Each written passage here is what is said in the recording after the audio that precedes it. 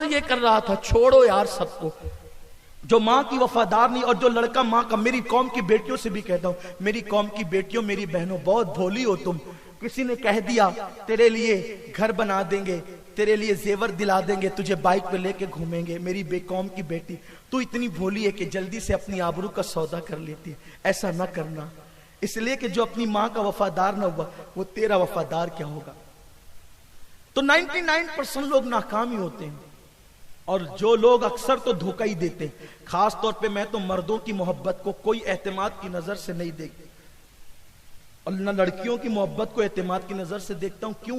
اس لیے کہ میرے استاد نے مجھے نصیحت کی تھی، اور میں اپنے بزرگوں کی نصیحتوں کو بہت مضبوطی سے پکڑ کے رکھتا ہوں.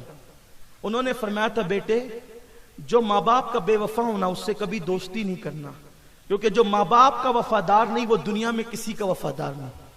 جب بھی ہم کسی کو قریب کرنا چاہتے ہیں، کسی سے محبت کرنا چاہتے ہیں، کسی کو اپنا بنانا چاہتے ہیں، تو ہم یہ نہیں دیکھتے امیر ہے کہ غریب ہے، کون سے سلسلے کا ہے، کون سی برادری کا ہے، رنگ کیسا ہے، قد کا ہے، یہ سب نہیں دیکھتے. ایک چیز دیکھتے ہیں، یہ نبی کا اور ماں باپ کا وفادار ہے کہ نہیں. بس یہی دو چیز دیکھتے ہیں. اگر یہ بات ہے تو پھر ہم اس کو اپنا بنا لیتے ہیں، کیونکہ ہمیں پتہ ہے جو نبی کا اور ماں باپ کا وفادار ہوگا کائنات میں وہ سب کا وفادار ہوگا، اور جو ماں باپ کا وفادار نہیں وہ کسی کا وفادار نہیں ہو سکتا. یہ بات خاص خیال رکھنا. اور میں اپنے استاد کی نصیحت آپ کو منتقل کر رہا ہوں، دیکھنا، غور کرنا. کبھی آج نہیں کل وہ آپ کے ساتھ بے وفائی ضرور کرے گا. ماں باپ کے وفاداروں کو ڈھونڈو. تو یہ جو لڑکے لڑکوں کی محبت ہے، ایک ایک دو گھنٹہ ایک دوسرے کو جو ہے وہ مسکے لگاتے ہیں. کبھی ماں باپ سے بھی اس طرح پیار کی باتیں کی ہے؟ ماں باپ کو تو بڈھی بڈھا کہہ کے پکارتے ہیں. تو یہ کیا کسی کا ساتھ نبھائیں گے؟ ہم آسمان سے تارے توڑ لائیں گے اور یہ سجائیں گے وہ سجائیں گے. شاعری کرتے، بدبختی کرتے، کچھ نہیں ہے یہ سوائے غزل کے عنوان کے، اور کچھ نہیں ہے. ہنسنے کی بات نہیں ہے، یہ سچائی ہے. آج کے بعد ہم یہ مہم چلا دیں، کوئی محبت کی شادی ہم نہیں ہونے دیں گے. اور آج سے پہلے جس کے کسی سے تعلق تھے، آج ابھی اسی وقت اللہ اور رسول کے لیے توڑ دیں گے. اور ہم اگر دل کا رشتہ کسی سے جوڑیں گے تو مصطفیٰ جان رحمت سے آمنہ کے لال سے جوڑیں گے. عرض کرنے چلا تھا، وہ مجنو جو تھا، 3 مجنو 3 لیلا کی داستان ہے. حضرت قیس کا تذکرہ چھوڑ رہا ہوں، وہ ایک الگ عنوان ہے اور بہت بڑا عنوان ہے، لیکن جو مروان کے دور کا مجنو ہے اس کا تذکرہ کر رہا ہوں. وہ جو مروان کے دور کا مجنو ہے وہ اس کی لیلا، وہ جو لیلا تھی نا، یہ دونوں ایک قبیلے سے تعلق رکھتے تھے، قبیلہ بنو عامر سے. اور یہ دونوں بچپنے میں بکریاں چرانے ساتھ ساتھ جاتے تھے. یہ بھی بات یاد رکھیں، چھوٹی لڑکیوں کو، جب لڑکیاں سمجھدار ہو جائے لیکن چھوٹی ہو تو بھی لڑکوں کے ساتھ کھیلنے نہ دیا جائے. بلکہ اسلام تو کہتا ہے کہ بچہ جب 7 سال کا ہو جائے تو ماں باپ کے بستر سے اس کا بستر الگ کر دیا جائے. جو مذہب 7 سال کے بچے کو ماں باپ کے بستر سے الگ کروا دیتا ہے وہ مذہب میں تقدس کتنا ہوگا. لیکن ہم ان چیزوں پر خیال نہیں کرتے، توجہ نہیں کرتے. تو یہ دونوں بچپنے میں بکریاں چرانے جاتے تھے. بکریاں چراتے چراتے آپ عمر بڑی ہوتی گئی لاشعوری طور پر، اور پھر ایک دوسرے سے محبت ہو گئی. باتیں کرتے رہتے جنگل میں صبح سے شام تک.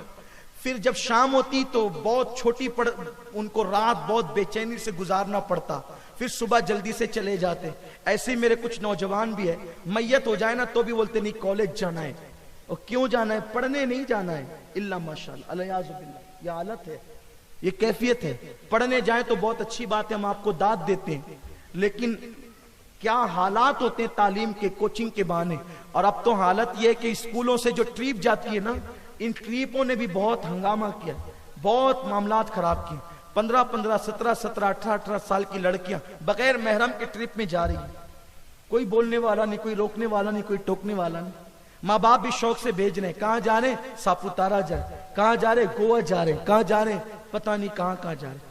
گوا جانا کوئی برا تو نہیں، ساپوتارا جانا کوئی برا تو نہیں، لیکن محرم کے بغیر جانا برا ہے.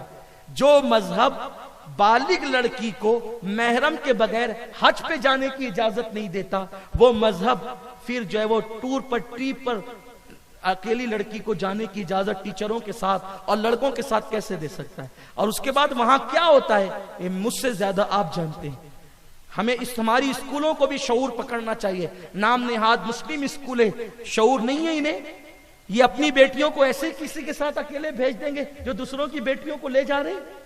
میری بات بری لگے تو معاف کرنا، امین القادری جو لوگوں کو برا لگتا ہے نا، اس کی ایک وجہ یہی ہے کہ وہ کسی کی رعایت یہاں نہیں ہے نا، اور یہاں پر لائی لپیٹی چاپلوسی نہیں ہے، اس لیے لوگ کہتے ہیں بڑا سخت بولتے ہیں جی، اور جو پھر ایسا کرتے ہیں ویسا کرتے ہیں، الزامات بھی پھر چسپا کرتے ہیں، اور وہ تو یہ کرتے ہیں، وہ تو تقریر غلط کرتے ہیں۔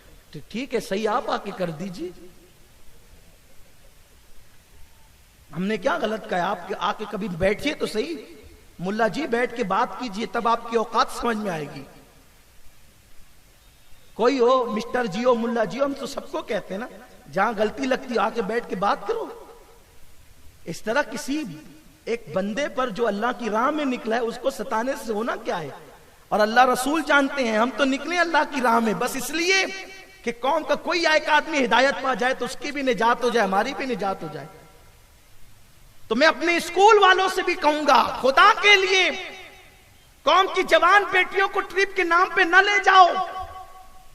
کوچنگ والوں سے کہوں گا، خدا کے لیے جتنا کنٹرول کر سکتے ہو کرو، پردے کا اہتمام کرو، کیونکہ قوم کی بیٹی ہے، پوری قوم کی بیٹی ہے، ایک باپ کی بیٹی نہیں، بلکہ اس کی آبرو پوری قوم کی آبرو ہے، اس کی ذلت پوری قوم کی ذلت ہے۔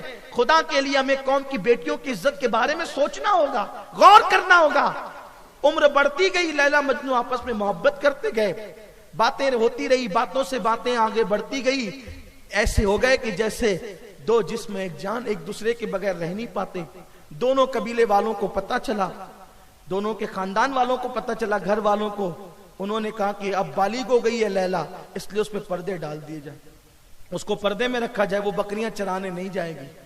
مجنو شروع میں تو چھپ چھپا کر کے جاتا، لیکن بعد میں جب پتہ چلا تو انہوں نے مروان کو خط لکھا۔ حالانکہ مروان تھا خود بھی بہت بگڑا ہوا، لیکن آدمی دوسروں کے معاملے میں کچھ سخت ہو جاتا ہے، اپنے معاملے میں لاکھ بگڑا ہوا ہو۔ ہماری قوم کا حال یہ ہے، خود اتنے بگڑے رہیں گے، لیکن اگر کسی کا کوئی عیب دیکھیں گے نا تو پورے محلے میں چرچا کریں گے، یہ نہیں سوچتے کہ میں کیا ہوں۔ ہمیں یہ بھی تو سوچنا چاہیے نا، اگر کسی مومن کا عیب دیکھو تو چھپا دیا کرو، کسی مومن کا عیب دیکھو تو چھپا دیا کرو، اللہ تمہارے عیب چھپائے گا۔ لیکن اگر ہمارا حال یہ ہے ہم خود غلط کریں، مروان کا حال وہی تھا، خود اتنا پاپی تھا، لیکن مجنو کے بارے میں جب بات آئی تو کہا کہ میں اس کا اب اس کے بعد اگر مجنو لیلا سے ملنے آیا اس کا خون تم پہ حلال کرتا ہوں، مار ڈالنا اس کو۔ جب یہ خط آ گیا تو مجنو کو کہا گیا، دیکھ مجنو، اب یہ خط مروان کی طرف سے آیا، تجھے لوگ تیرا مرڈر کر ڈالیں گے، تجھے قتل کر دیں گے۔ مجنو نے کہا کہ مجھے اگر لیلا کی محبت میں قتل کر دیا جائے تو پھر ہونا کیا ہے، اس سے اچھی بات کیا ہے۔ اور بھی مجنو ہی تھا، نرا مجنو تھا۔ البتہ پھر اس کو ملنے سے بھی روک دیا گیا، اب وہ چھپ چھپ کر بھی نہیں مل سکتا، مجنو ہو گیا پاگل۔ صحیح میں مجنون عربی میں پاگل ہی کو کہتے ہیں، اسی لیے اس کو مجنو کہا گیا، یعنی اس کو پاگل ہی کہتے ہیں لوگ۔ وہ پاگل ہو گیا، اور جب وہ پاگل ہو گیا نا تو وہ ننگا گھومنے لگا۔ یہ بہت عبرت کی بات ہے، وہ ننگا گھومنے لگا۔ اللہ نہ کرے تم میں سے کسی کا وہ انجام ہو۔ کیوں کسی سے دل لگاتے ہو، کیوں بے چین ہوتے ہو، کیوں بے قرار ہوتے ہو؟ ہم نے ان لڑکوں کو دیکھا ہے یار جو رات کو سوتے نہیں ہیں، بستروں پہ رو رو کے گزارتے ہیں۔ ہم نے ان بیٹیوں کی ماؤں کا درد سنا ہے اپنے ان کانوں سے کہ میری بیٹی پورے گھر میں کسی کی بات نہیں مانتی، بضد ہے کہ فلاں جگہ میری شادی کر دو ورنہ میں مر جاؤں۔ یہ حالت ہے، یہ صورت حال ہے۔ خدا کے لیے عشق مجازی جس کو لوگ کہتے ہیں اس کی طرف نہ جاؤ، اس کے گھر تباہ ہے۔ بڑے بڑے بادشاہوں کی بادشاہت ختم ہو گئی ہے پاپ کی وجہ سے، لڑکیوں سے ناجائز محبت اور تعلقات کی وجہ سے۔ تمہیں پتا ہے کہ بڑے بڑے بادشاہوں کو قید و بند کی سزا بھگتنی پڑی ہے لڑکیوں کی ناجائز محبت کی بنیاد پر۔ اور آج اسلام دشمن طاقتیں ہمارے نوجوانوں کو صرف اس لیے وہ سیریل اور فلمیں دکھا رہی ہے تاکہ ہمارے نوجوان اپنی پریکٹیکل لائف کے اندر یہی کہانی کو دہرائیں۔ دونوں طرف سے تمہارا نقصان ہے، بیٹی بھی تمہاری، بیٹا بھی تمہارا، آبرو بھی تمہاری، ذلت بھی تمہاری۔ ذرا سوچو تو صحیح، ہوش کے ناخن لو۔ نوجوان کسی किसी कौम का सरमाया होता है। ऐ मेरी कौम के जवानों, मुल्क शाम तबाह हो रहा है, यमन बर्बाद हो चुका है, इराक से धुआं उठ रहा है, अब भी हम नाजायज ताल्लुकात में मुब्तला रहेंगे। उठो और सुल्तान सलाहुद्दीन अय्यूबी का किरदार अदा करो। उठो और अपने दिल के अंदर जज्बे इश्क रसूल पैदा करो। अल्लाह अकबर, कुव्वत इश्क से हर पस्त को बाला कर दे, दहर में इसमें मोहम्मद से उजाला कर दे कि मोहम्मद से वफा, तूने तो हम तेरे हैं, ये जहां चीज है कि अल्लाह कलम तेरे हैं। मजनू पागल हो गया और नंगा घूमने लगा, उसको कपड़े पहनाए जाते तो फाड़ देता। फिर एक वक्त वो आया कि मजनू के घर वाले मजनू को कैद करने के लिए मजबूर हो गए, और जब मजनू को कैद करने के लिए मजबूर हो गए तो मजनू को उन लोगों ने कैद कर दिया एक मकान के अंदर। तो मजनू अपने हाथ को चबाता, अपना गोश्त तो खुद ही चबा चबा करके खाता। आज भी इंटरनेट पर आप देखें, मैंने इससे पहले 2-3 साल पहले कहीं बयान में कहा था, मैंने इंटरनेट पर जो है वो देखा कि तकरीबन 90% लोग पागल खानों के अंदर जो मौजूद हैं उनका इंटरव्यू लिया गया है, तो यही बात पर लोग आए हैं कि 90% लोग पागल खानों के अंदर सिर्फ इश्क मजाजी की बुनियाद पर पागल हुए हैं। खुदा के लिए मेरे नौजवान इससे बाहर आए। मजनू हाथ चबाने लगा, गोश्त चबा चबा कर खाने लगा और बाल चबाने लगा।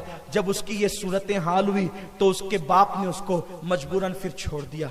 वो जंगलों बियाबान में बगैर खाए भटकता रहता।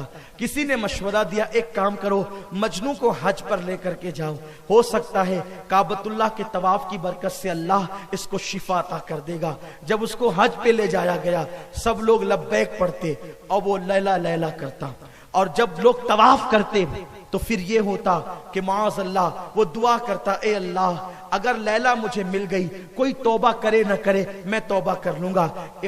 अल्लामा इब्नुल जौजी फरमाते हैं कि जबल अबू कुबैस पर एक आदमी को लोगों ने देखा जिसका जिस्म घुला जा रहा था, तो लोग उसके पास जाकर के कहते हैं ये कौन है, और कहा गया ये मजनू है। कहा ये बात करेगा, कहा ये किसी से बात नहीं करता, अगर ये बात करेगा तो एक ही शर्त पर, कोई लैला का नाम ले ले। अल्लाह अकबर, वहां जबल अबू कुबैस पर किसी ने लैला का नाम लिया, और जब लैला का नाम लिया गया तो लैला का नाम लेने के बाद फौरन वो चीख पड़ा और बेहोश होकर के गिर गया। फिर उसके बाद मिना में कोई किसी औरत का नाम लैला था, उसने अपनी बीवी को लैला कह के पुकारा, ये खैमे के अंदर बेहोश होकर के गिर पड़ा। अलबत्ता उसको वहां भी जो है वो चैन न आया, और फिर मजनू को वापस उसके वतन लाया गया। और जब मजनू वापस वतन में आया तो उधर लैला का हाल भी ऐसा ही था। लैला के घर वालों ने किसी के साथ उसकी शादी कर दी थी, लेकिन लैला अब्बा दिले ना खास्ता